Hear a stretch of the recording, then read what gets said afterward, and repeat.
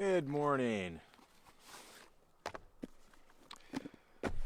This is Tuesday morning, August 24th, and after 12 days of absence from the live stream, here we are, we're back. And I've been looking forward to this. Lori Agassi, good morning. Good to see you. Yeah, Martha and I just got back from Southern California. Good morning, Mom. I see you there. Jim and Kathy Fuente, welcome. Marcy Walters. Yeah, we just got back from celebrating our oldest daughter Morgan's grand opening of her tattoo parlor, which was very exciting to be a part of. Jan Akins, good morning. Barbara Richardson, Jeremy and Wendy, good morning. Debbie King. Karen Faust, good morning. Yeah, it's funny because you take this time off. The first part of our week, my week, off was this annual hunting trip that I take. Well, this year I didn't get drawn for the area that I really had, that I put in for every year. And I thought, I'm going to not go hunting this year. I'm going to go fishing. So I planned this whole fishing thing.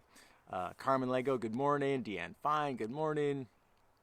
And so I spent a few days doing that, and then we traveled down to Southern California for our daughter's grand opening. So it's been a really good week, and glad to be home. We got home last night. Daryl and Suzanne, good morning. Janisa, good morning. So what I actually have been thinking the last week about our live stream, and we've been doing the Psalms for a long time. Then we do these.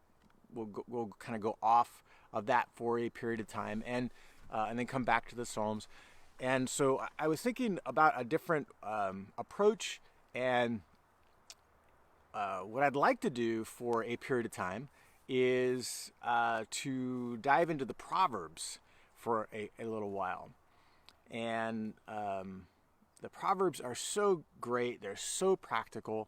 And it really does represent the more of a full life experience that God desires for us to have. So oftentimes we talk about our spiritual growth and on the spiritual plane of things, and being inspired to live a life dedicated to honoring God in all ways. And we sometimes limit that to more spiritual content versus practical content. And more recently, we at Grace, if you are attending Grace, we're launching a new 9 a.m. hour that begins this upcoming Sunday.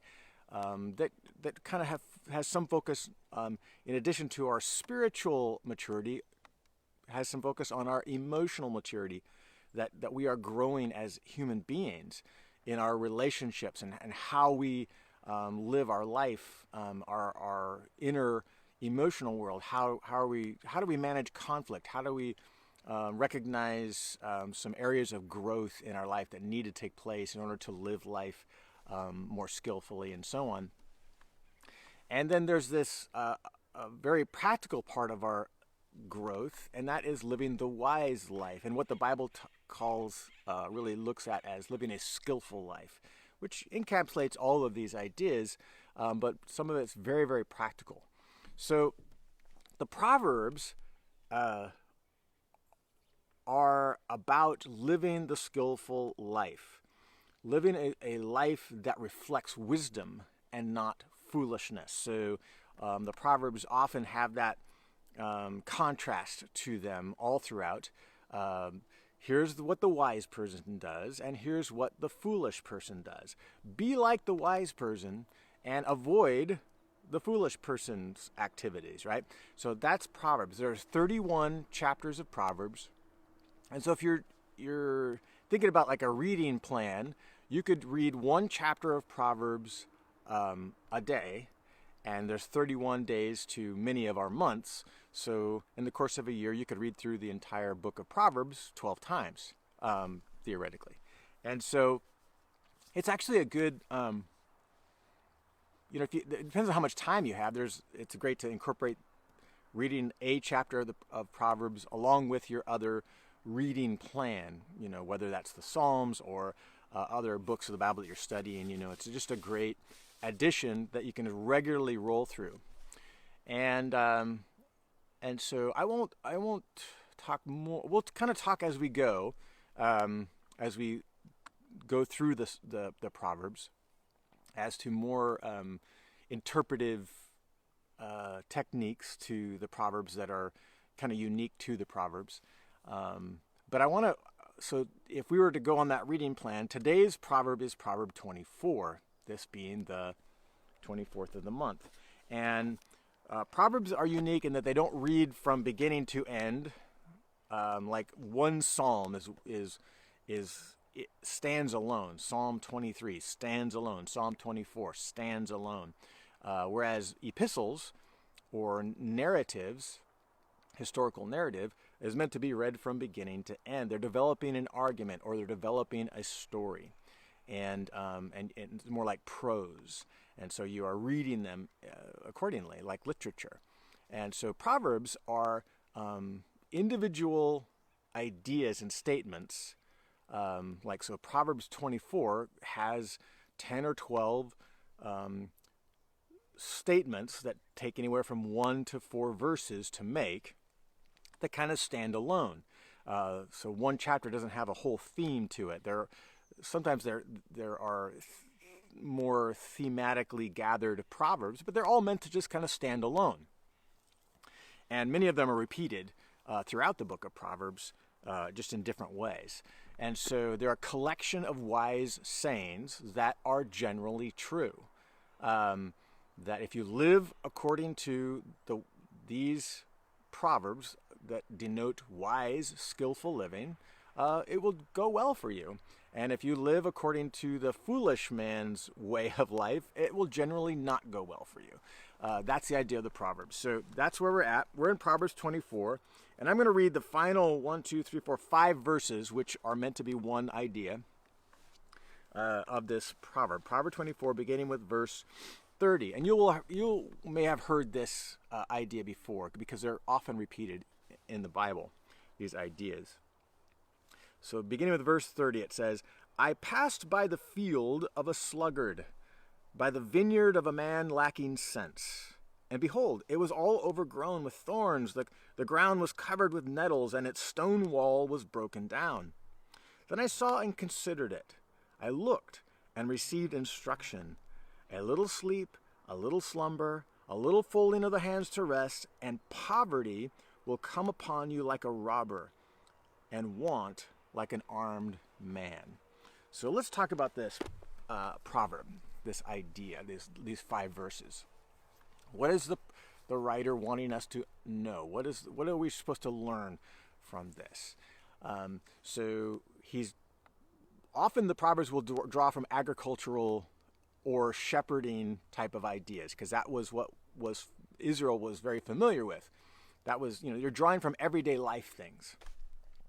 And so vineyards was a part of their agriculture that was a very valued asset in their agriculture. It produced, obviously wine is the main product of a vineyard.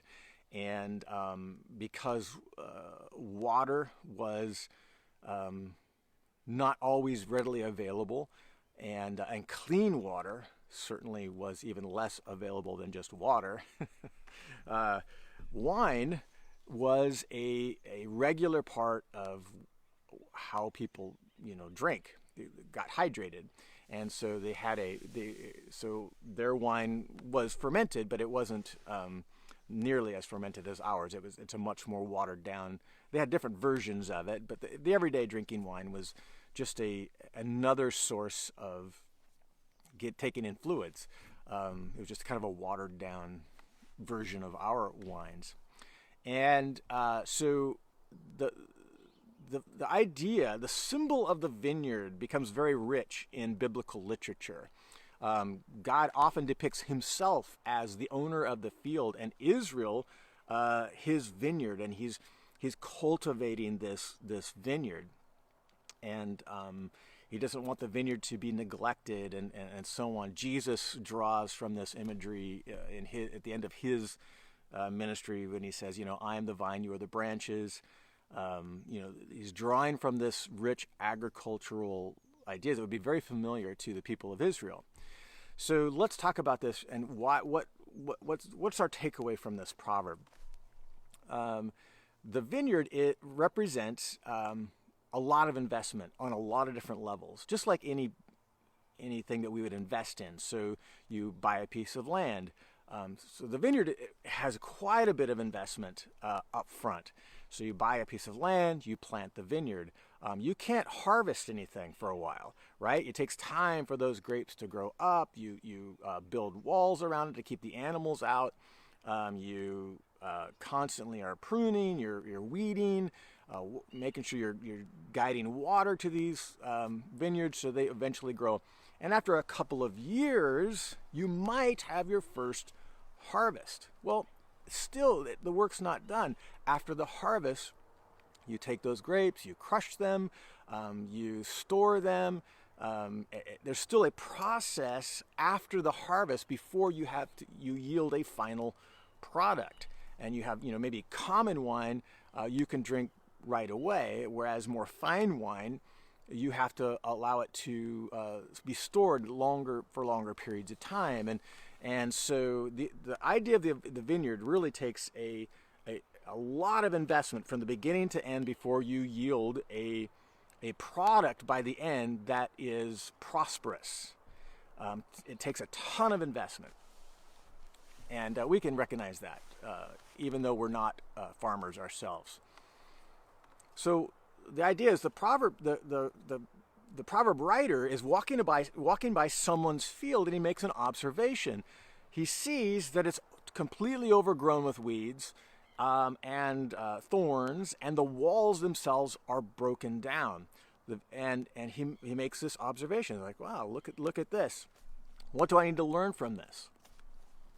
And what does the weeds and the broken down wall represent? It represents, and I'm not trying to be, most proverbs are not meant to be deeply spiritual. They're meant to be deeply practical. So the thorns don't represent something and the wall represents something. They're actually literal thorns and literal walls that this proverb writer is seeing. And what it represents is long-term neglect. A wall doesn't just break down in one season.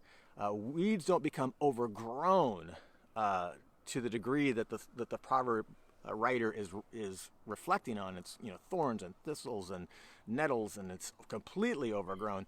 That takes extended neglect to get to that point on this wide scale.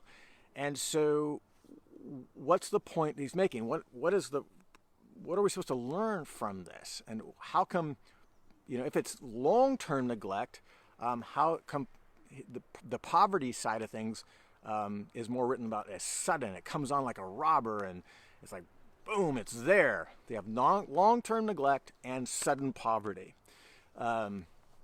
What's the point? And I think that this really points to a business principle that I learned a number of years ago called the PPI principle. And even though if you don't recognize that, you'll recognize what I'm talking about just because we do have a level of wisdom in how we think about things. So P stands for product, and the PI stands for your product investment. So you have a product, something that you get to enjoy, the prosperous nature of your investment. And that is, the second half is your product investment. And you must keep these two things always in balance, your product and your product investment. So the product investment for the vineyard is I have to plant, water, maintain, keep my walls built up, all these things. I have to store the wine properly, so on. That's all product investment. The product is the wine itself. And this was a commodity, right? You can sell the wine. This isn't just for your personal use. If you have a large field, you are selling it to someone else who is a sheep herder or grows wheat and barley. And you can trade with this so that you can have keep your cupboards full. So this becomes your product, becomes your way of life, that you can sell it and trade it and so that you can feed your family, feed your whole household. So if we only focus on the product, the wine itself, and we stop at some point investing in the product investment, and this is what is pictured here, is that over time, somehow this owner has stopped investing. He just keeps harvesting year after year with very little investment in the actual field. He's allowing, when a wall kind of gets broken down after a storm, he didn't repair it. If the weeds start to grow up, it's like, oh, I'll get to that later. And over time, it's just starting to grow. And he keeps harvesting year after year, still enjoying the product without doing any product investment. There will come a time where that will catch up. And all of a sudden, the field is completely overgrown. The walls are completely broken down. Animals are coming in and eating the grapes. The weeds are choking out the vines. All of a sudden, the vines stop producing. And now, no product. And so now the owner has nothing to live on. He has nothing to trade with. He has, all of a sudden, boom, poverty, scarcity, want is the end product. So you get the idea. I'll make it just think about real life. Our vehicles. We have to maintain our vehicles very regularly, changing the oil. If it starts making a sound, we got to address that sound. If a check engine light comes on, we ought to address that check engine light. That's all product investment. The product is our vehicle taking us from point A to point B. Our vehicle takes us to work very regularly so we can earn money in order to feed our families, feed ourselves, pay our rent, all those things. But if we neglect the product investment, if we ignore those check engine lights, if we don't change our oil, if we ignore the sounds, the strange sounds our vehicles are making, or the tread is wearing down, or the brakes are not working properly, but we ignore all that product investment, at some point that vehicle is going to break down, and now you can't get to work.